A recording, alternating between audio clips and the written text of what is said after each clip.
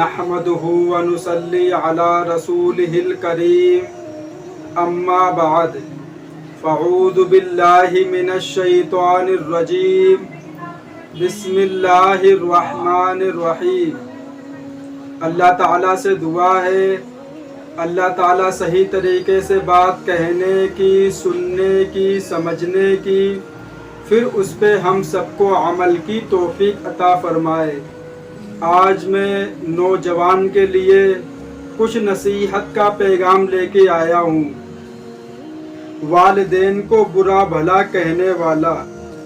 رسول اللہ صلی اللہ علیہ وسلم نے ارشاد فرمایا، ملعون یعنی اللہ کی رحمت سے دور اور پھٹکار کا مستحق ہے وہ شخص جو اپنے والد کو گالی دے۔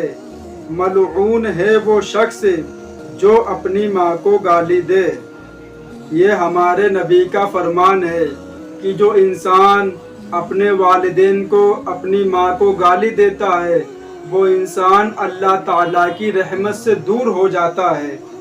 اللہ تعالیٰ قرآن میں فرماتا ہے، وَقَضَىٰ رَبُّكَ أَلَّا تَعْبُدُوا إِلَّا إِيَّاهُ وَبِالْوَالِدَيْنِ إِحْسَانًا۔ تمہارے رب نے فیصلہ کر دیا ہے تم اس کے علاوہ کسی کی عبادت نہیں کرو گے اور والدین کے ساتھ حسن و سلوک کرو گے۔ یہ قرآن کا فرمان ہے، اس لیے کہ ہمارے والدین کے ہمارے اوپر بہت احسان ہے۔ انہوں نے بچپن میں ہم کو بڑی مشقت، بڑی مشکل، بڑی پریشانی سے ہم کو بڑا کیا ہے۔ ہم لوگ رات میں بستر پہ پیشاب کیا کر دیتے تھے تو ہماری ماں اس گیلے بستر پہ خود سو جایا کرتی تھی اور ہم کو سو کی جگہ سلاتی تھی۔ لیکن آج جب ہم لوگ بڑے ہو گئے تو ماں باپ کے اس احسان کو بھلا دیا اور ہم لوگ سوچتے ہیں کہ ہم خود اتنے بڑے ہو گئے ہیں اور اپنے ماں باپ کے سامنے سینہ چوڑا کر کے بات کرتے ہیں۔ وہ انسان برباد ہو گیا جس کے ماں باپ اس کے غصے کی وجہ سے اس سے کچھ بات نہ کر پاتے ہیں۔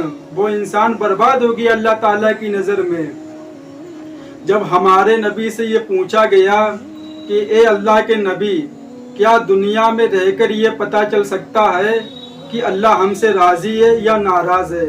تو ہمارے نبی نے فرمایا، تم اپنے والدین کے چہرے کو دیکھو، اگر وہ تم سے راضی ہیں، اگر وہ تم سے خوش ہیں تو اس کا مطلب ہے، اس بات کا ثبوت ہے کہ اللہ بھی تم سے راضی ہے، اللہ بھی تم سے خوش ہے۔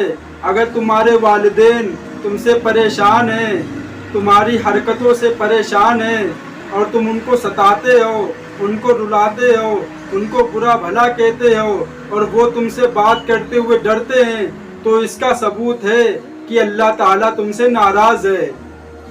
اس لیے کہ ہمارے والدین کا ہمارے اوپر بہت حق ہے، اس لیے ہم پیدا ہوئے۔ اگر ہمارے ماں باپ ہم کو چھوڑ دیتے یا کہیں پہ پھینک دیتے یا ہماری گردن مڑوڑ دیتے، وہ کچھ بھی کر سکتے تھے، لیکن انہوں نے ایسا نہیں کیا۔ آپ نے دیکھا ہوگا، ویڈیو آتی ہوں گی آپ کے سامنے، کتنے باپ اور کتنی ماں ایسی ہیں جو اپنے بچے کو سڑکوں پہ پھینک دیتی ہیں، نہیں پالتی ہیں ان کو۔ یہ بات جھوٹ نہیں ہے، یہ بات بالکل حقیقت ہے۔ آج اتنی ویڈیو آتی ہے یوٹیوب پہ کہ کسی کے بچہ کی پیدائش ہوئی تو اس کو چھوڑ کے لوگ بھاگ جاتے ہیں۔ ہمارے ماں باپ نے ہمارے ساتھ ایسا نہیں کرا، ہم کو پالا، ہم کو کھلایا اور ہم کو اتنا بڑا کر دیا، اور جب وہ بڑھاپے کی عمر میں پہنچ گئے تو ہم ان کو آنکھیں دکھائیں، ہم ان کو ڈرائیں، ان کو گالی دیں، ان کو الٹا سیدھا بولیں کہ تم نے میرے ساتھ کیا کیا ہے؟ انہوں نے تو میرے ساتھ اتنا کرا ہے کہ ہم لوگ اپنے جسم کی کھال کی جوتی بنا کر ان کو پہنائیں، پھر بھی ان کا حق ادا نہیں کر سکتے ہیں۔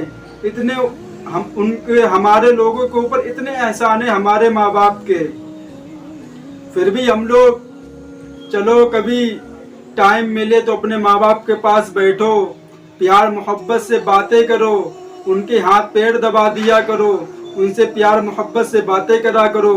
اللہ تعالیٰ تم سے بہت خوش ہوگا، اور ایک جو انسان ایسا کرتا رہے گا اور ایک دن اللہ تعالیٰ اس کو بہت بڑا ولی بنا دے گا، بہت بڑا اللہ والا بنا دے گا۔ جس انسان کے پیچھے اس کی ماں باپ کی دعا ہوتی ہے وہ انسان دنیا میں کبھی ناکام نہیں ہو سکتا ہے۔ اللہ اس کو کبھی ناکام نہیں کرے گا، اللہ اس کو کبھی رسوا نہیں کرے گا۔ جو انسان اپنے ماں باپ پہ پیر دبائے گا اللہ اس کو بہت عزت دے گا، دنیا اس کے قدموں میں ڈال دے گا اللہ تعالیٰ۔ لیکن سب سے پہلا جو حکم ہے وہ اللہ تعالیٰ کا حکم ہے، اس لیے اللہ تعالیٰ فرماتا ہے وَقَضَىٰ رَبُّكَ أَلَّا تَعْبُدُوا إِلَّا إِيَّاهُ وَبِالْوَالِدَيْنِ إِحْسَانًا، تمہارے رب نے فیصلہ کر دیا ہے تم اس کے علاوہ کسی کی عبادت نہیں کرو گے۔ پہلے اللہ کا حق، دوسرے نمبر پہ والدین کا حق، اس لیے پہلے اللہ کی عبادت کی جائے گی، اللہ کے حکموں کو مانا جائے گا، اور ماں باپ کے ساتھ حسن و سلوک کے ساتھ پیش آیا جائے گا، ان سے پیار محبت سے باتیں کی جائیں گی۔ جب لڑکا نوجوان علم کی دولت سے سرفراز ہو جاتا ہے تو وہ ماں باپ سے ڈر کے بات کرتا ہے، اس لیے کہ میرے ماں باپ ہم سے کہیں ناراض نہ ہو جائیں۔